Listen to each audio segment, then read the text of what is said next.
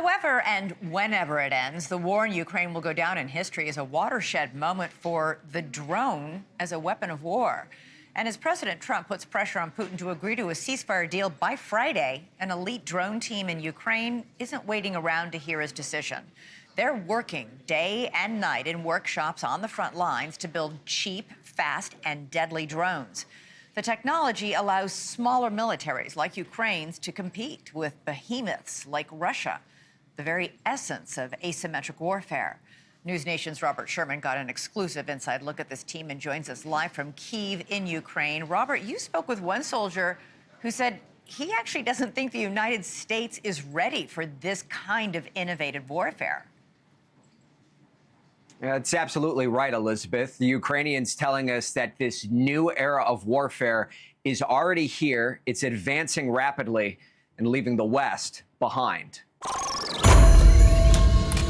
The sneak attack that shocked the world. Operation Spiderweb, where dozens of drones smuggled behind the Russian line took out billions of dollars in aircraft at bases across the country.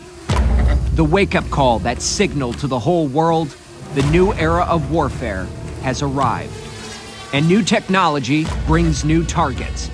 Those that were once thought to be safe from reach are now in the crosshairs of Ukrainian drones. Russia is firmly in the game as well. What began in 2022 as a conventional war has morphed into the new unconventional arms race. The Ukrainians estimate Russia launched more than 6,000 drones at their country in the month of July alone. Warfare is evolving rapidly, and it all started right here in Ukraine. We spent the day with one of Ukraine's top drone developers, Viri. Wow. It's unbelievable.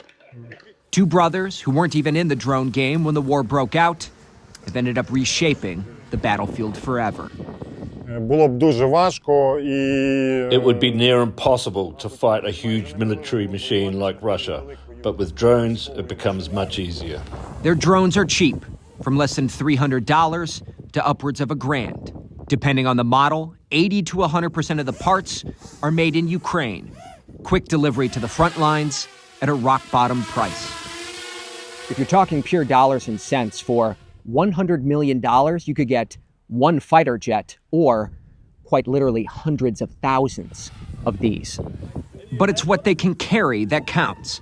5, 10, even 20 pounds worth of explosives. Fiberglass drones. Fiberglass. Yes. This is the new frontier. Drones that unwind a spool of fiber optic cabling, sometimes 25 miles long, so they can deliver their payload deep into enemy territory without getting jammed. It's like running an Ethernet cable between Dallas and Fort Worth. So you're quite literally hardlining these drones 20, 30, 40 kilometers away. Yes. The advancement in technology has birthed a new kind of military unit, drone teams. This one is about to deploy to the front lines. 4 troops. One handles explosives, the other 3 pilots. Their vehicle outfitted with a drone jammer. That's all they need. This right here is a stockpile of drones used by one of the units. They'll go through about 10 to 30 of these a day.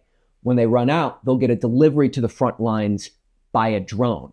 That drone will be assisted in navigation to the front lines by another drone. Drones have totally taken over this space. The Ukrainians bringing us to an undisclosed location just a few miles from the front lines. Ground zero of this new era. Their workshop, where new advancements are made every day. They have no choice but to keep experimenting if they hope to fend off Russia. You need to think like a couple of steps in advance, forward, look forward. So modern warfare is advancing that quickly that in just a couple of months, some of the technology you see here will be out of date. Exactly. Everyone's identities here are protected. Our guide is an engineer, call sign JASA, which translates to punishment. We have special drones for assaults, for counter-assaults. We have special drones against infantry. We have special drones against vehicles. So basically, if you want to stop their advance, you just take this drone, you put the battery on the top of it, you put the payload beneath it, you have the operator, you have your ground station, and you fly towards them. That's it.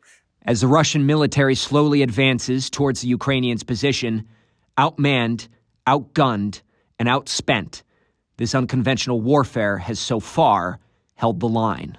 If you all didn't make the choice to innovate towards unconventional warfare and remained committed to fighting a conventional war with conventional weapons against Russia, do you think you would have held out to this point? No.